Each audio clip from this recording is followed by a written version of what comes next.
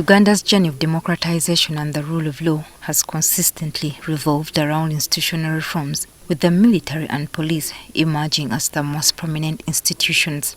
According to the network of public interest lawyers NetPIL, a discourse on the possible reform of Uganda's police force was reignited following the 1986 NRM takeover of power, where a number of proposals for possible reforms were drafted. But mainly those that have come through formal processes, including legislative processes from 1986 through climaxing legislatively in 1995 when the constitution was promulgated. Of particular interest to NetPIL were the reforms recommended by the 1999 Justice Julius Sebutinde Commission, which among other things called for the establishment of an independent and impartial police service commission, prioritizing the issue of civilian oversight. This commission will be composed of civilians to offer oversight on the recruitment, appointment and promotion of police staff. The commission called for the inclusion of civilians on the police complaints desk that receives and investigates alleged violations of human rights and misconduct by police officers. And speak into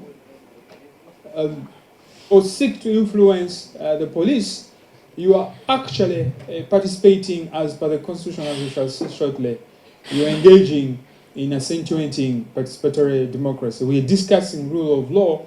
The lead researcher points out that majority of the reforms contained in the Sebutinde Commission report have yet to be implemented by the police force. We recognize, and indeed even in our findings, we discovered that there is that resistance which still persists, but that persistence must be fought because it is not in tandem with our constitutional quests. Okay? And the arguments have always been that these are security matters. You can't understand them because you're not security people.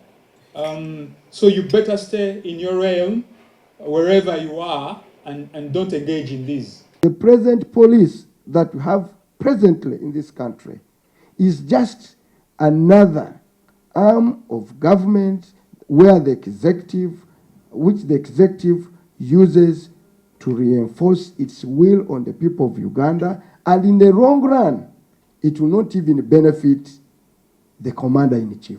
In response, police said it has undertaken a number of reforms internally to allow for civilian oversight in its work. We have our own police authority headed by Minister of Internal Affairs. The people who are there, many of them are civilians. The only police officers who are there is the Inspector General of Police and the Director of Administration from the police. The rest, about 10 people, are civilians. We have our own professional standards unit. We have our Directorate of Human Rights and Legal Services. We have all those structures. The community policing program is our own initiative. But Kamya maintains that majority of the external reforms can only be undertaken after a constitutional review.